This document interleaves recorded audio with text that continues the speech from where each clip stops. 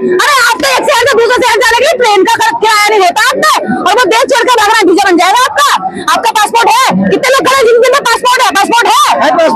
हाँ, अरे पासपोर्ट नहीं है, दलितों का तो पासपोर्ट नहीं बना तो वीजा बना के लूट के जा रहे हैं साहब। और ऊपर से कहते हो कि हमारा देश में हमने ज्यादा खा लिया। भाई आंकड़ा तो दे दो, अगर ज्यादा खाया है तो 100 जो देश लूट कर ले गए हैं उन 100 लोगों की लिस्ट निकालो और हमें बताओ कितने दलित है।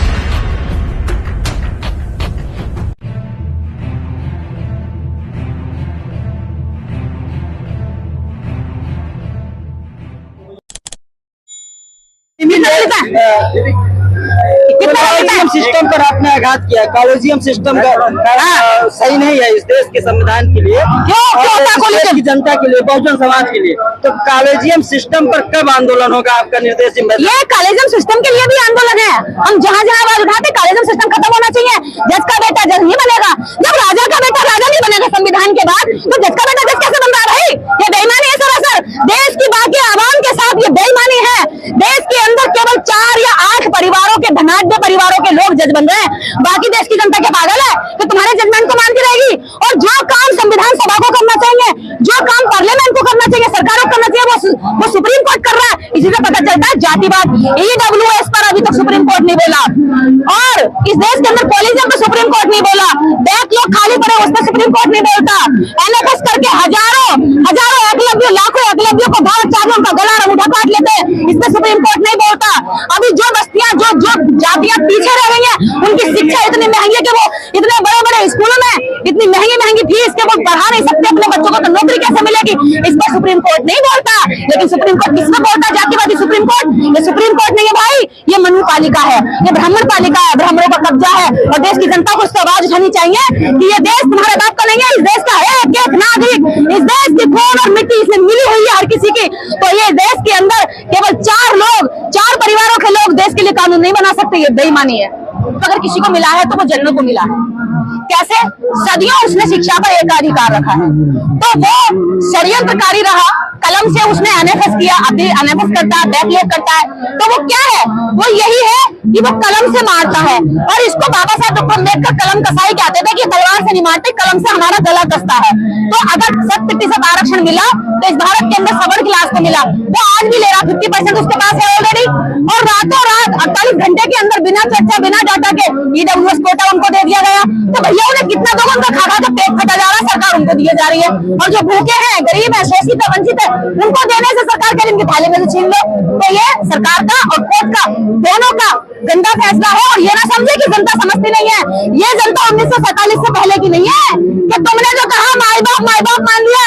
ये 1947 आजाद भारत के बाद की जनता है। ये पढ़ा लिखा युवा है, ये वो दलित नहीं है जिसकी कमर में रीढ़ नहीं हुआ करती थी। इसकी कमर में अब पूरी रीढ़ है और सीधा चलता है।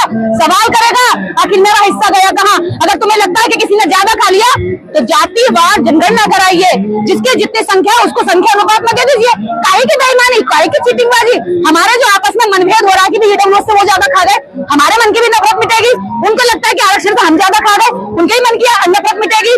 और जातिवार जनगणना कराइए। और जिनको दर्द होता पेट में कि भैया आरक्षण मिल रहा है 75 सालों से, तो पहले ये बताइए 2000 सालों से तुमने सारा जो आरक्षण रखा उसका हिसाब किताब कब होगा?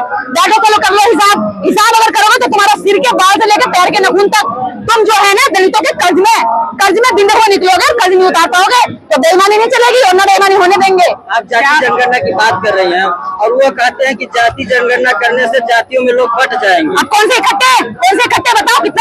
कितने ऑनर किलिंग होती है? तुम करने लगे ब्राह्मण की लड़की शादी, रात को ही ना सर पूछ के मार दिया जाएगा, आंखें कहीं मिलेंगी और नाक कहीं मिलेगी और हाथ कहीं मिलेंगे। तो कहाँ है इतना? मुझे बताइए ना, कौन सी जाति आपस में शादी करती है? ऑनर किलिंग को जानते हो? ऑनर किलिंग यही होती है। अगर मन मर्जी से अगर आप किसी के साथ रोटी बेटे का संबंध रखना चाहो तो समाज बहिष्कार कर देता है। समाज कुछ छूता भी नहीं है, देखता भी नहीं है, साथ में बिठाता, शादी ब्याह में दिलाना बंद कर देता है। तो कहाँ खत्म हो जाती? जाति व्यवस्था जो है आप इस पे आघात कर रही हैं, गलत कर रही हैं, बता रही हैं। जाति व्यवस्था कब तक सुधर पाएगा? क्या ये जब ये सुधरेगा, ये जनता सुधारेगी। और ये जब अपनी पे आती है ना तो अच्छे को ना कान पकड़ के सॉरी बोलना पड़ता है। तो ये सरकार भी सॉरी बोलेगी। और ये डॉक्टर अम्बेडकर की जो संतान है ना, ये तो और भी ज्यादा अग्रेसिव है। क्या आपको लगता है कि बहुजन समाज ऐसी पहल कर रहा है जिससे जाति व्यवस्था टूटे? नहीं हो रही है क्या? आपको नहीं लग रहा है ये जाति व्यवस्था टूटा? आज आप यहाँ छानी है कौन सी, किसके मुंह पर कौन सी जाति लिखी है?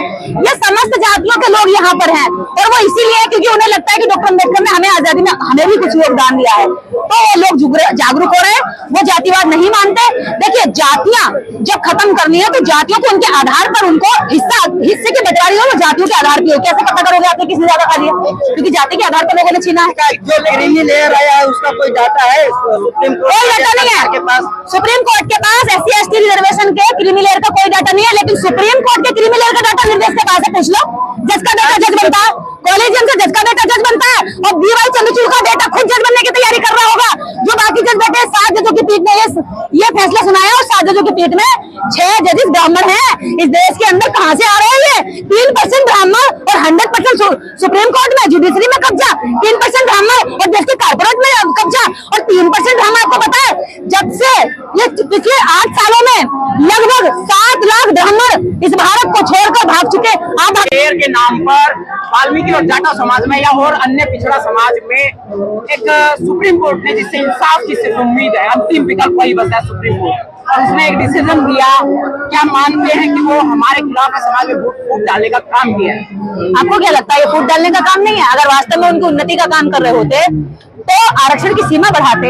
उन लोगों की जो स्थिति है कि वो पीछे क्यों रह गए, उसके कारण ढूंढते, उन कारणों का निवारण ढूंढते, उनका इलाज करते, लेकिन ऐसा तो कुछ किया ही नहीं। जिस समाज को आज तक आपने शिक्षा की तरफ अग्रसर नहीं किया, जिस समाज को आपने कभी ये नहीं कहा झाड़ू छोड़ो और कलम उठाओ, उस समाज के लिए आप कह रहे हैं कि जाओ जाकर के, जिसकी जिम्मेदार खुद सरकारें हैं, जिसकी जिम्मेदार खुद स्टेट है, जिसकी जिम्मेदार खुद केंद्र है, केंद्र को एक तरफ रख करके एक जाति विशेष को उनके सामने टकराव के लिए खड़ा कर दिया, तो ये गंदा और घिनौना काम है। और अगर सुप्रीम कोर्ट ऐसा घटिया राजनीति करेगी तो फिर राजनीति क्या करेगी?